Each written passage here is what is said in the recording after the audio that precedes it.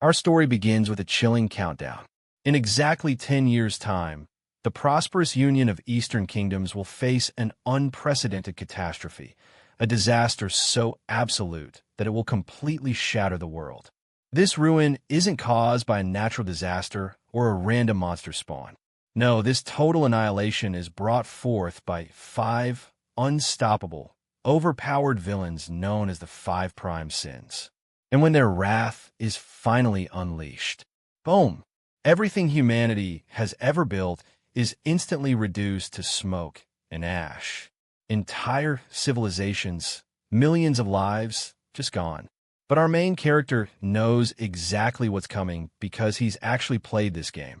To prevent this horrific apocalypse, he decides to do the craziest thing possible.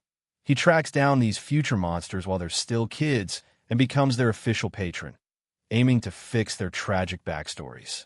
He thinks he has it all figured out.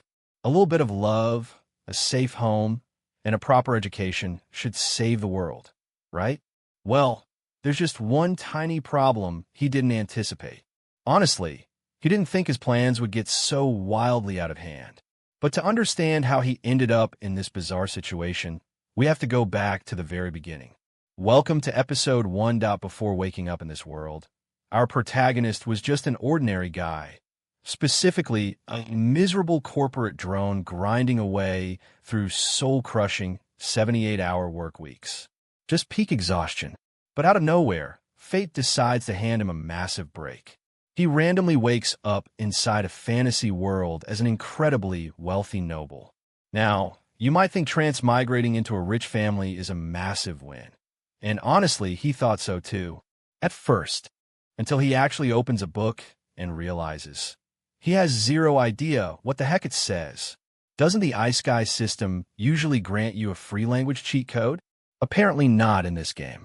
So yeah, he's totally illiterate, has no special powers, and is fundamentally useless. But hey, who needs to read when you're filthy rich?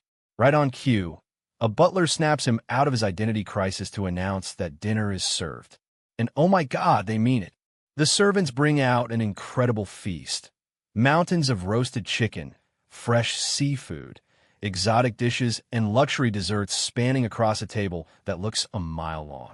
Looking out at this absurd display of wealth, our former underpaid corporate drone can only utter one single word: wow.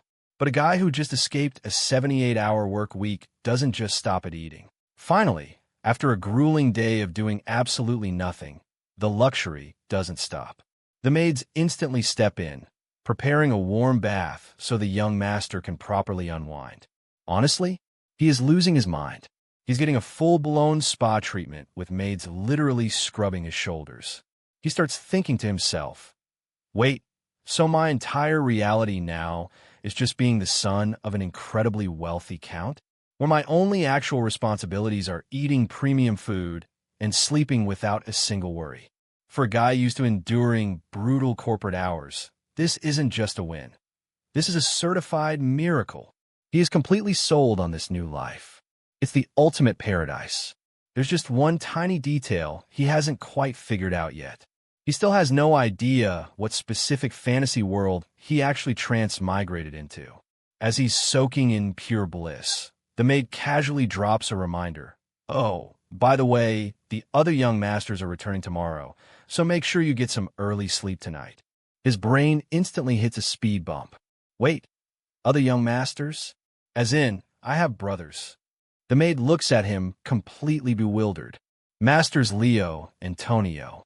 Young master, you're speaking as though you've completely forgotten the Palladio family. The moment those names leave her mouth, a massive crack echoes through his reality. The Palladio family. It hits him like a freight train. That name doesn't just sound familiar, it sounds ominously terrifying.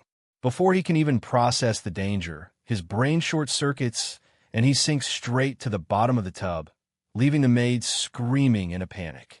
While they freak out, our main guy is totally submerged, paralyzed by a sudden, horrific epiphany. Underneath the water, his mind is racing at 1,000,000 miles an hour. The name Palladio triggered a hidden memory, dragging up a massive reality check. No way. Please tell me it's a mistake. Am I actually trapped inside psychedelia? Psychedelia, the ultimate nightmare scenario. It turns out, this isn't just any random fantasy world.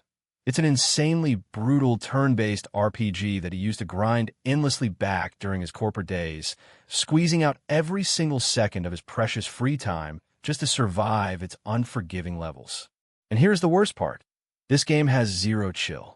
No matter how perfectly you optimize your playstyle or build your characters, the second the 5 prime sins make their grand appearance, the difficulty spikes straight into hell. Once those monstrous entities take the stage, it's a guaranteed apocalyptic event. Every single kingdom, noble estate, and major city gets utterly wiped off the map. And as for his new home, House Palladio, it's not even a heroic faction.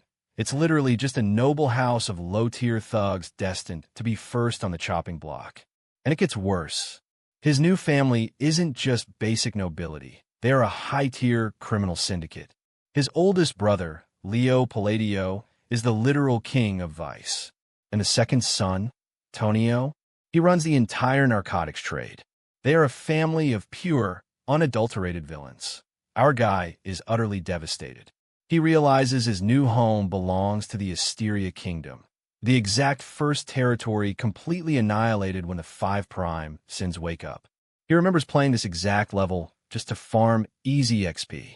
He never actually cared about the lore of the guys he was beating up until now, because it turns out he didn't reincarnate as a main hero or even a main villain.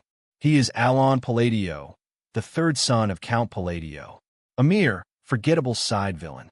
The reality check is so brutal that he is literally praying to the universe to take it all back. He is actively begging to return to his miserable, soul-crushing job. Sure, he's living the luxury dream right now, but what's the point? In exactly 10 years, this entire region is getting reduced to actual ashes.